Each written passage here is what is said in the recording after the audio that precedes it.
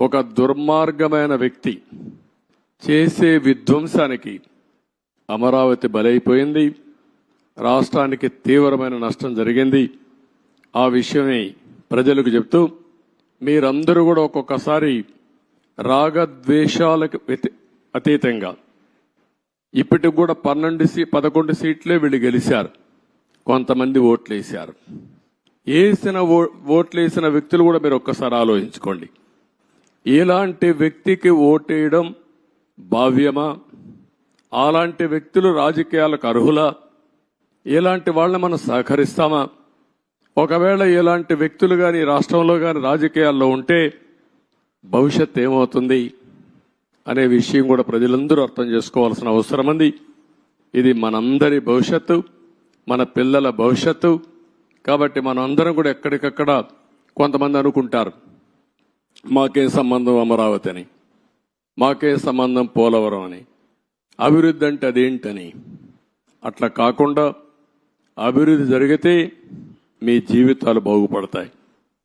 ఈరోజు ఏ గవర్నమెంట్ అయినా సరే ప్రభుత్వ విధానాల ద్వారా ప్రజా జీవితాలను మారుస్తుంది.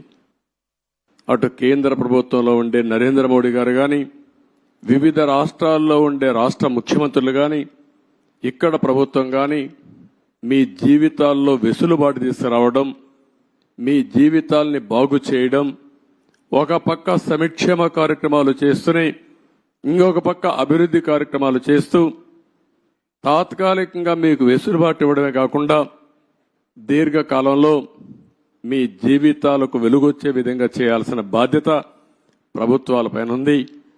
ఈరోజు హైదరాబాద్ని అభివృద్ధి చేశాం. దాని ఫలితాలు అక్కడ ప్రజానీకం ఎంజాయ్ చేస్తున్నారు. అదొక తృప్తి నాకు. ఆ రోజు నేను వేసినటువంటి ప్రతి ఒక్క కార్యక్రమం చేసిన అభివృద్ధి కానీ, లేకపోతే వేసిన ఫౌండేషన్లు కానీ, ఆలోచనలు కానీ ఏది పెండింగ్ పెట్టకుండా ప్రతి ఒక్క ముఖ్యమంత్రి చేతనైనంత వరకు ముందుకు తీసుకెళ్లారు.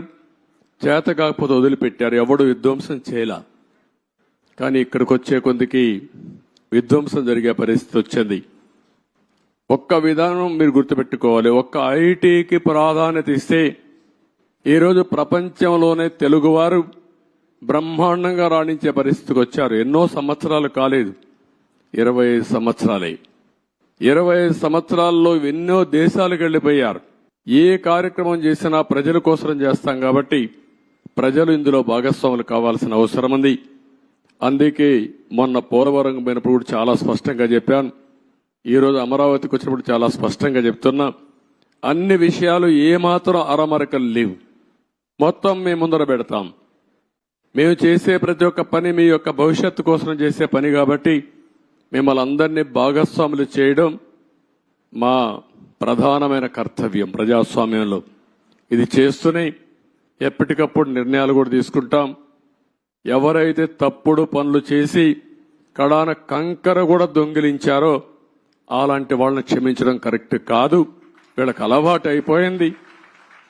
అవి చేయడంగానే కాకుండా మళ్ళీ ఇక్కడ వాళ్ళ ఇష్ట ప్రకారం రౌడీజం చేయడం, అందరినీ బెదిరించడం, అడ్డం వస్తే కొట్టడం, ఇష్టానుసారంగా ప్రవర్తించడం అన్నీ జరిగాయి. అవన్నీ కూడా ఏ మాత్రం కూడా ఎవ్వడి ఆటలు ఎక్కడ జరగనీయం. అవసరమైతే నిర్మోహమాటంగా అణిచివేస్తాం తప్ప ఇష్టానుసారంగా మేమేం చేసినా జరుగుతుంది.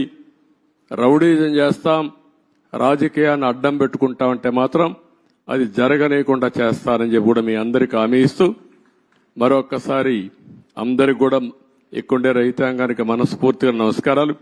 మిగిలిన అన్ని విషయాలు మాట్లాడతాను.